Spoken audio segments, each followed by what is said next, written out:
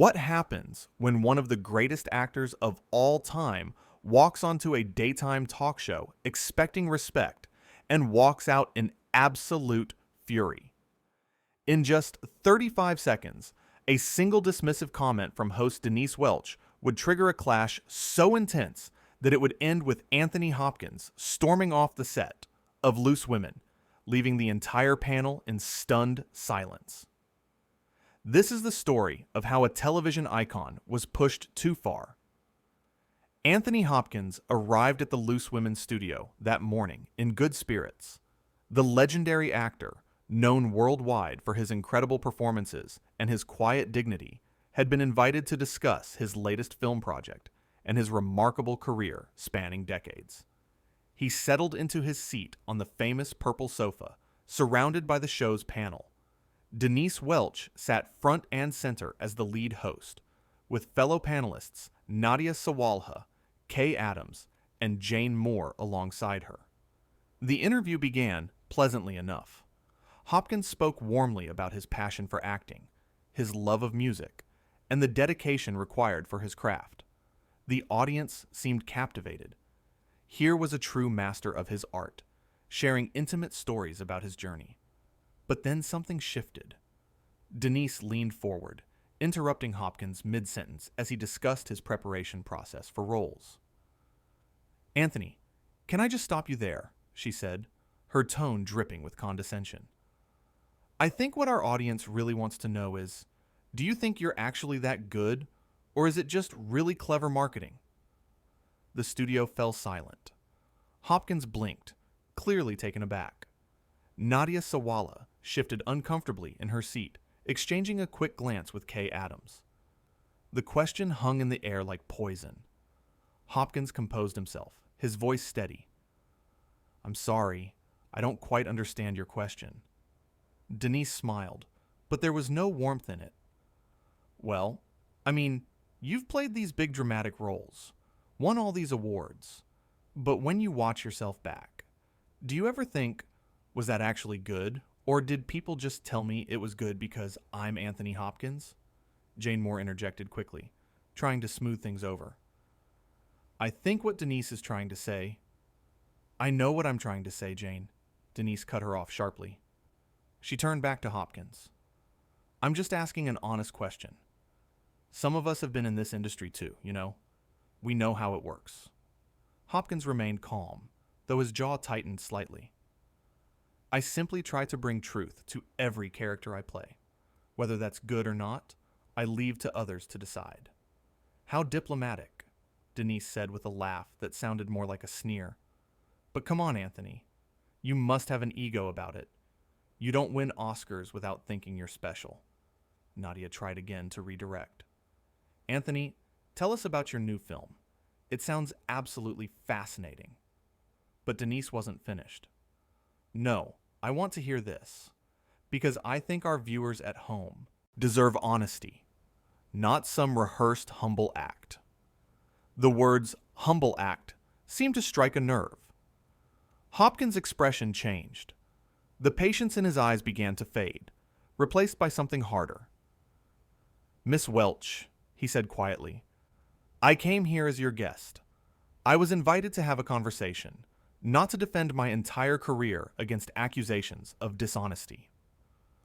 "Oh, here we go!" Denise rolled her eyes theatrically.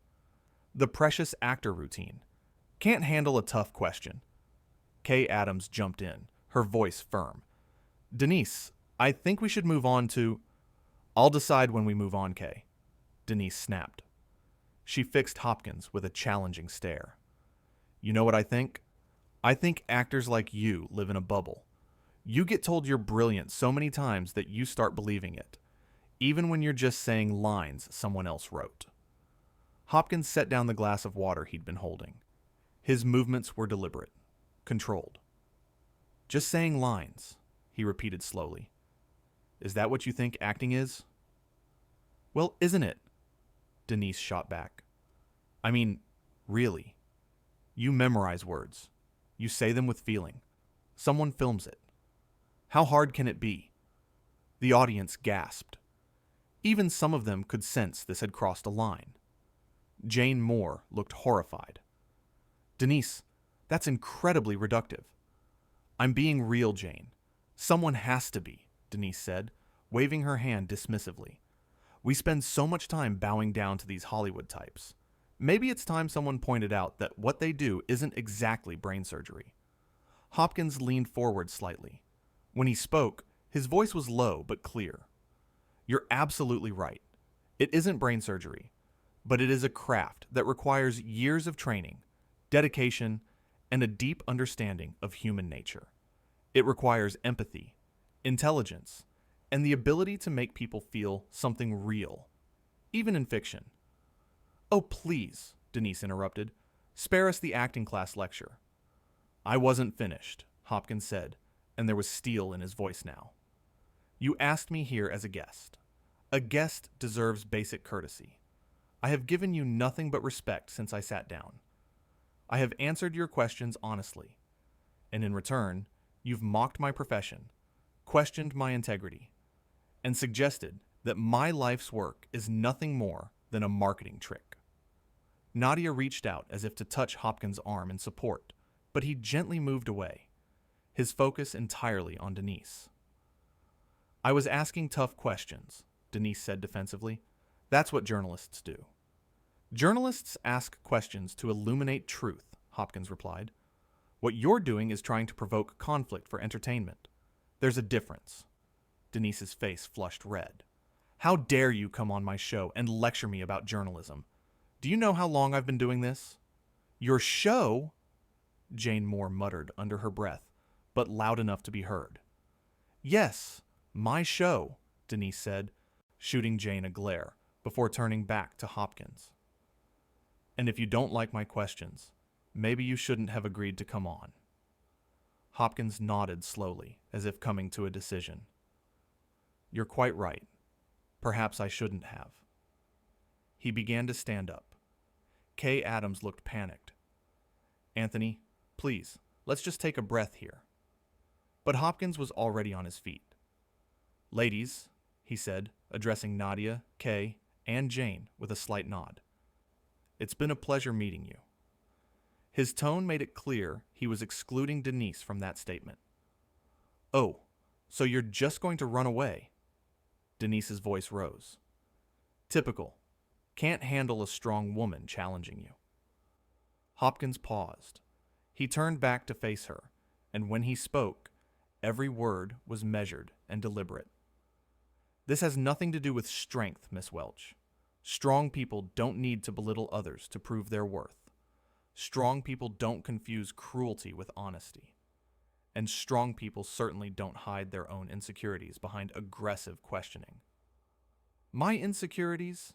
Denise laughed, but it sounded forced. That's rich coming from someone who's clearly so fragile, he can't handle a simple conversation. You call this a conversation? Hopkins asked, his eyebrows raised. A conversation requires two people speaking with mutual respect. What you've done here is conduct an interrogation designed to humiliate, and I will not be party to it.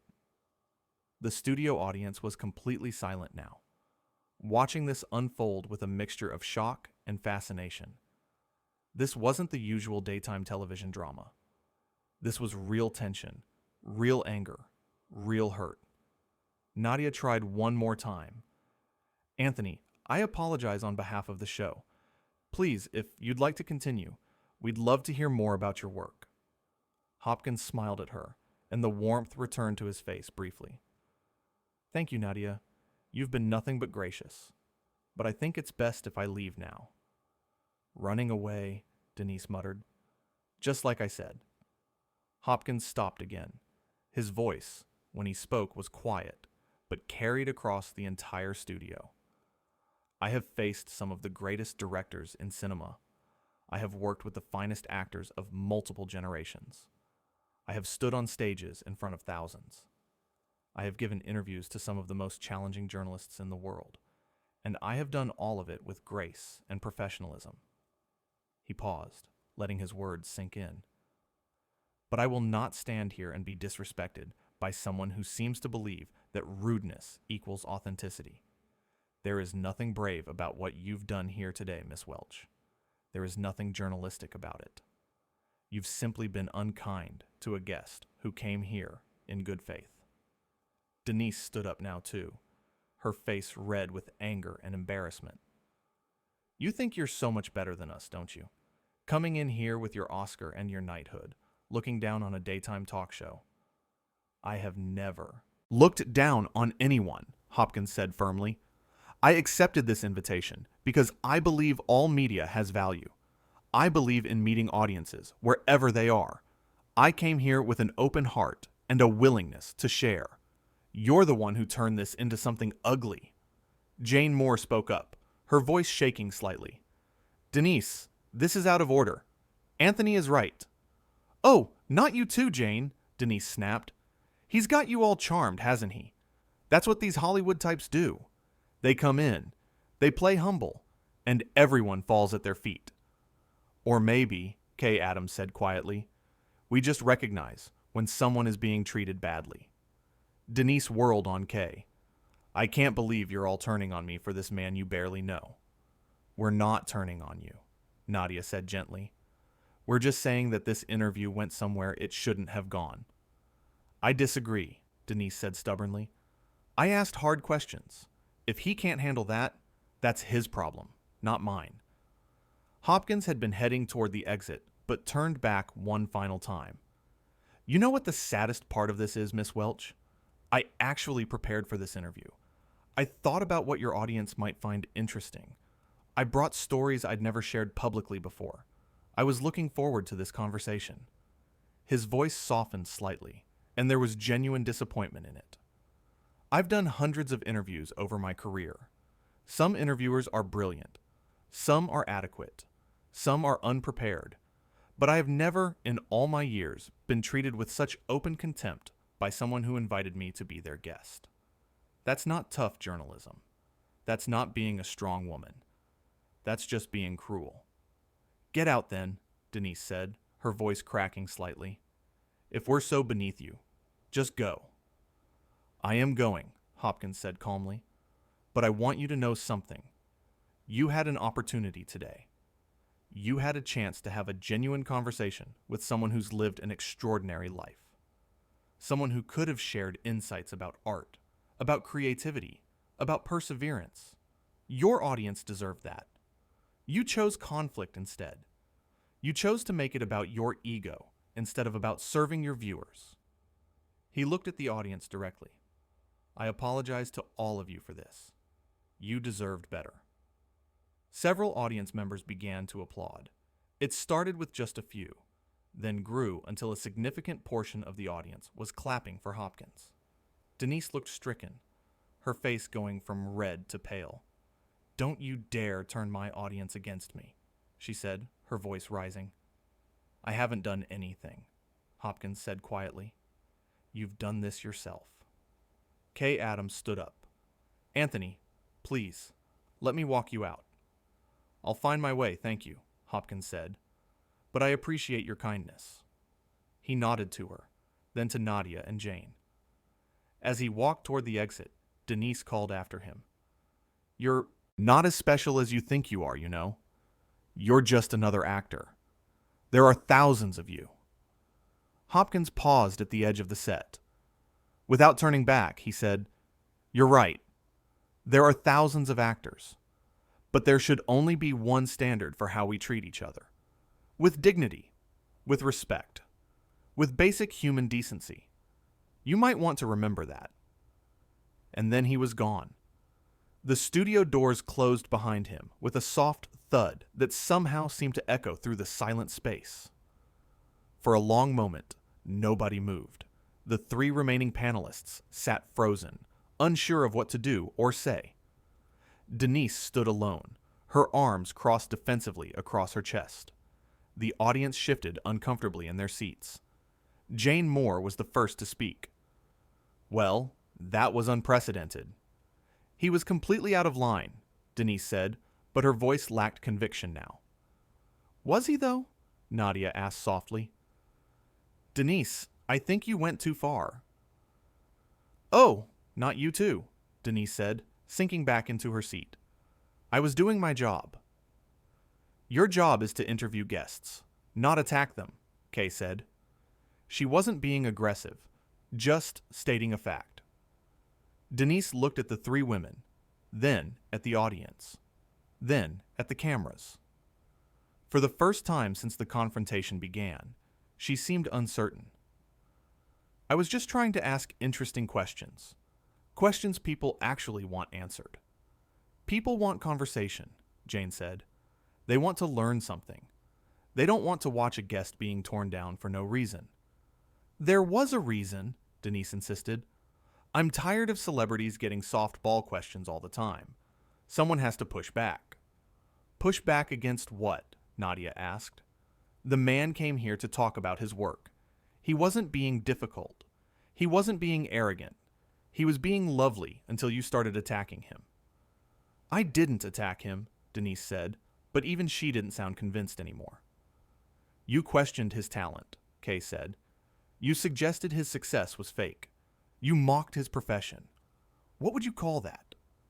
Denise opened her mouth to respond, but no words came out. She looked down at her hands. The studio felt heavy with tension. This wasn't the playful disagreements that the panel usually had. This was something more serious. Something that had revealed a crack in the show's foundation. "We need to go to commercial," a voice called from off camera. It was the director, trying to salvage what was left of the show. But the damage was done. The audience had seen everything. They had watched one of the most respected actors in the world be treated with disdain by someone who should have been honored to have him there. They had watched him handle it with grace and dignity until he simply couldn't anymore. And they had watched him walk away, not in anger, but in disappointment. As the show cut to commercial, Denise sat on the purple sofa, surrounded by her co-hosts, who were all carefully avoiding eye contact with her. The applause that Hopkins received as he left still seemed to hang in the air, a reminder of whose side the audience had taken. In that moment, it was clear to everyone in the studio who had won this confrontation. And it wasn't the person who stayed behind. Because sometimes the strongest thing you can do is walk away from disrespect. Sometimes refusing to engage with cruelty is more powerful than any comeback. And sometimes the person who leaves the room is the one who truly understands their worth. Anthony Hopkins had come to Loose Women as a guest, ready to share and connect. He left as a man who knew his boundaries and refused to let anyone cross them, no matter how bright the studio lights or how loud the television cameras. The interview was supposed to last 30 minutes. It ended in chaos after barely 15. One moment of dismissive contempt from Denise Welch, one question designed to belittle rather than illuminate, and everything fell apart. The Purple Sofa had hosted countless celebrities over the years. It had seen laughter, tears, confessions, and celebrations, but it had never seen anything quite like this. It had never seen a guest so thoroughly disrespected, and it had never seen that guest handle it with such powerful dignity. As Hopkins walked through the studio corridors toward the exit, his head held high, his composure intact, he proved something important. Respect isn't something you demand. It's something you command through your actions, your words, and your refusal to accept anything less than basic human decency. Denise Welch had tried to make Anthony Hopkins look small. Instead, she had made him look larger than ever. His quiet strength, his measured responses, his clear boundaries, they all shone through in contrast to her needless aggression. The show would continue without him. The panel would regroup and finish their broadcast. The audience would eventually file out of the studio. But nobody would forget what they witnessed that day. Nobody would forget how a television icon was pushed until he had no choice but to leave. How he gave chance after chance for the conversation to return to respectfulness. How he defended not just himself, but the entire craft he dedicated his life to. How he stood up not with violence or shouting, but with calm, clear words that cut deeper than any insult ever could. In the green room, someone had left Hopkins' coat hanging neatly on a hook. His car was waiting outside. Within minutes, he would be gone from the building entirely, leaving behind a studio full of people trying to process what had just happened. But his words would linger long after he departed. His dignity would be remembered long after the uncomfortable silence faded. His refusal to be diminished would echo long after the cameras stopped rolling. Because that's what happens when someone truly great is pushed too far. They don't explode. They don't crumble. They simply recognize that their presence is a gift, not a guarantee. And when that gift is treated with contempt rather than gratitude, they have every right to take it back. Anthony Hopkins walked into that studio as a guest. He walked out as a legend who knew his worth. And Denise Welch was left sitting on the purple sofa, surrounded by co-hosts who couldn't hide their disappointment, facing an audience who had just watched her drive away one of the most remarkable talents of our time. All because she confused aggression with strength. All because she mistook cruelty for courage. All because she forgot the most basic rule of hosting: treat your guests the way you'd want to be treated if the roles were reversed. The interview that was supposed to showcase Anthony Hopkins' brilliance ended up showcasing something else entirely: his grace under pressure, his clear sense of self, his understanding that you don't have to accept disrespect just because a camera is pointing at you. It took just 35 seconds for Denise Welch to ask that first dismissive question. It took barely 15 minutes for Anthony Hopkins to realize this wasn't going to get better. And it took one powerful decision to walk away with his dignity intact, leaving behind a host who would have to answer for what happened, and a studio audience who had just learned an important lesson about respect, boundaries, and the difference between challenging questions and simple cruelty.